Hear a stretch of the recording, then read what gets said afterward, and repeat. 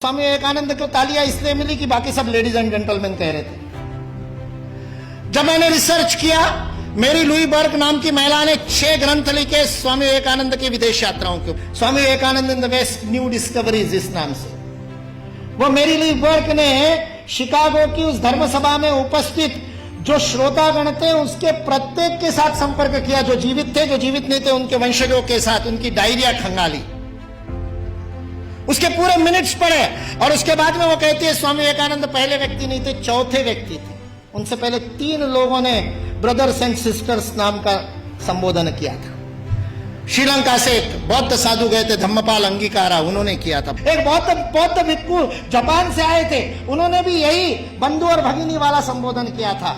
और तीसरे प्रताप चंद्र मुजुमदार थे, जो भारत से ही गए थे, थियोसॉफिकल सोसाइटी के प्रतिनिधि थे, उन्होंने भी किया था। स्वामी विवेकानंद चौथे थे। उस सभागृह ने पहले 3 बार वो संबोधन सुना था, उसके बावजूद नाविन्य के कारण तालियां नहीं बजी थी 2.5 मिनट तक। उसके बावजूद 2.5 मिनट तक तालियां बजी, क्योंकि वहां खड़े हुए व्यक्ति के अंदर वह भातृत्व का, वह बंधुत्व का, वह अपनत्व का, वह आत्मीयता का, मेरा कोई है, इस प्रकार का बोध उस वाणी के माध्यम से श्रोताओं के साथ जुड़ा था। सुभाष चंद्र बोस बहुत जबरदस्त वक्ता थे, मुर्दे को जगा दिया उन्होंने। अपनी पूरी आजादी सेना युद्धबंदियों में से तैयार की थी। हारे हुए युद्धबंदियों के कैदियों के बीच में ऐसे प्राण फूंकते कि आजाद हिंद सेना की स्थापना हो जाए। वो सुभाष चंद्र बोस कहते, आज स्वामी विवेकानंद जीवित होते तो उनके पैरों में मैं बैठा होता। उस सुभाष चंद्र बोस को किसी ने पूछा कि स्वामी विवेकानंद के शब्दों का असर क्यों हुआ, तो उन्होंने अपनी वो कवित्वमय वक्तृता में कहा था, जो बात होठों से बोली जाती है होठों तक पहुंचती है, जो बात गले से बोली जाती है मेरे जैसे चिल्ला चिल्ला के वो गले तक पहुंचती है, कभी कभी गले उतर भी जाती है, लेकिन हृदय तक वही बात पहुंचती है जो हृदय से कही जाती है। और स्वामी विवेकानंद के शब्द हृदय से कहे।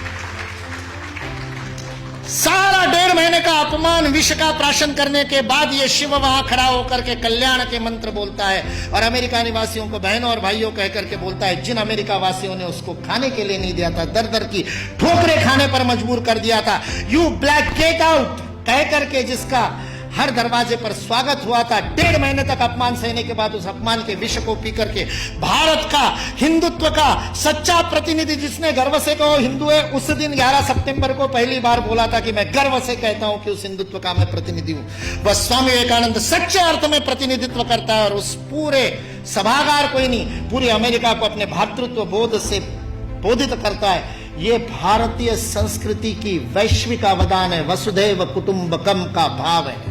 हमारे यहां किसी भी सामूहिक गतिविधि का सर्वोच्च आदर्श परिवार है।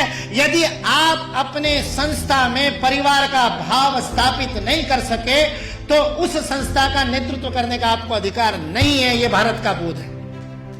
मैं कहता हूं ये कुछ नहीं बिगाड़ सकते, ये विकृति फैलाने वाले कुछ नहीं बिगाड़ सकते, क्योंकि इस देश का समाज जीवंत समाज, और जो शरीर जीवंत होता है उसके नाक में धूल का कण जाता है तो छींक मार करके भगा देता है। भारत ने भी छींक मार दी तो भाग गए बेचारे, कहां जाएंगे। और आज जिस बात के ऊपर हंसते थे उन सारी बातों को स्वीकार करने के लिए विश्व मजबूर है, विवश है। एंगस मेडिसन नाम के एक अर्थशास्त्री को काम दिया गया सन 2000 में। जिस कालगणना की आप दोनों ने बात की, उस कालगणना में 1000 की गिनती बड़ी महत्वपूर्ण थी, क्योंकि बाइबल में लिख दिया कि 1000 वर्ष जब पूरे हो जाएंगे तो मिलेनियम पूरा होगा। और मिलेनियम का बाइबलिकल अर्थ है कि उस दिन वापस आएगा क्राइस्ट, और उसके बाद में सबका जजमेंट होगा और सबको कौन किसने पास में बैठेगा वो तय होगा, और जिसने नहीं माना होगा उन सबको जहन्नुम में भेज दिया जाएगा। 1000 साल बाद हुआ नहीं तो सबको लगा 2000 साल बाद होगा। इसलिए 2000 बड़ा महत्वपूर्ण वर्ष था। बहुत सारे सम्मेलन हुए सारी दुनिया में, और उन सम्मेलनों के बीच में दुनिया के सर्वाधिक विकसित देशों का जो संगठन है OECD, organization for economic cooperation and development, जिसके लिए विश्व के सर्वाधिक GDP वाले पहले 7 थे, अब 15 हो गए, 16 हो गए देशों का वह संगठन था। उस OECD ने सन 2000 में एंगस मेडिसन नाम के अर्थशास्त्री को यह काम दिया कि वो विश्व का आर्थिक इतिहास लिखे। और चूंकि उनकी गणना, उनकी हिस्ट्री 0 ईस्वी से शुरू होती है, तो एंगस मेडिसन को भी काम दिया 0 ईस्वी से 2000 ईस्वी तक 2000 वर्ष का आर्थिक इतिहास लिख दीजिए। उस पुस्तक का नाम है economic history of the world millennial perspective by Angus Maddison. OECD.org इस वेबसाइट से आप डाउनलोड कर सकते हैं। 2000 वर्ष का आर्थिक इतिहास लिखा है एंगस मेडिसन ने। और वह एंगस मेडिसन कहता है कि पहले 1500 वर्ष 0 ईस्वी से लेकर के 1490 तक, 99 तक सारे विश्व के जीडीपी में लगभग 2/3 66% योगदान देने वाला देश कोई था तो वो भारत देश था।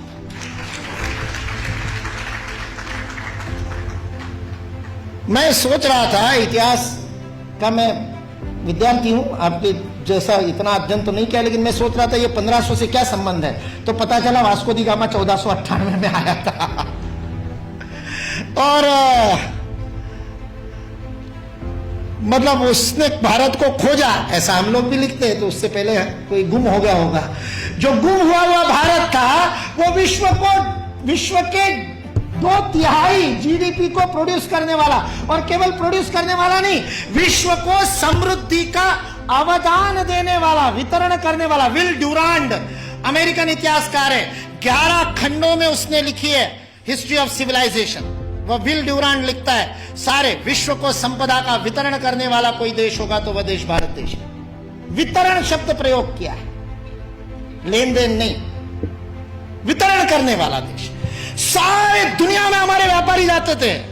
वो वास्को दी गामा को भी हमारे ये गुजरात का व्यापारी, वास्को दी गामा ने अपनी डायरी में लिखा है, वो गुजरात का व्यापारी पानी के जहाज लेकर के उसको मिला साउथ अफ्रीका में, उसको तो भारत मिला नहीं था। इसने कहा अच्छा भारत खोज रहे हैं, चलो मैं ले चलता हूं। उसको मसाले भरने थे, इसलिए वो कालीकट गया, इसलिए वास्को दी गामा को कालीकट ले गया, नहीं तो भरूच ले आता गुजरात में। फिर हमारे इतिहास वाले लिखते हैं कि वास्को दी गामा भारत को खोजता खोजता भरूच पहुंच गया। वास्को दी गामा को भारत के व्यापारी कान्हा भाई ने खोजा, मिल गया, और उसको कहते को भारत खोजना है, चल भाई मैं दिखाता हूं, चल मेरे साथ, और साथ में ले। ये वास्को दी गामा ने अपनी डायरी में लिखा है, वो बेईमान नहीं है, उसको छिपा करके इतिहास की किताबें लिखने वाले बेईमान है। वास्को दी गामा की डायरी का उद्धरण दिए बिना हमारे को गलत इतिहास पढ़ाने वाले बेईमान है। वास्को दी गामा ने तो ईमानदारी से लिखा है, उसने ये भी लिखा है कि उस कान्हा भाई के जहाज मेरे जहाजों से कई गुना अधिक प्रगत थे।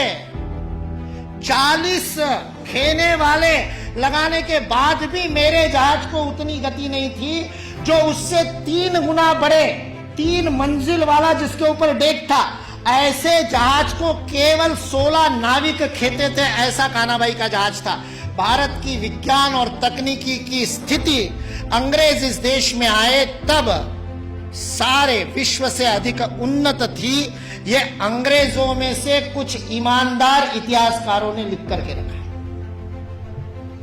इसलिए जो इस गलतफहमी में है कि अंग्रेज इस देश में नहीं आते तो भारत में तो कोई विज्ञान ही नहीं होता, वो इस बात को समझ ले कि अंग्रेज इस देश में नहीं आते तो केवल भारत का ही नहीं, विश्व का विज्ञान आज है उससे अधिक प्रगत हो।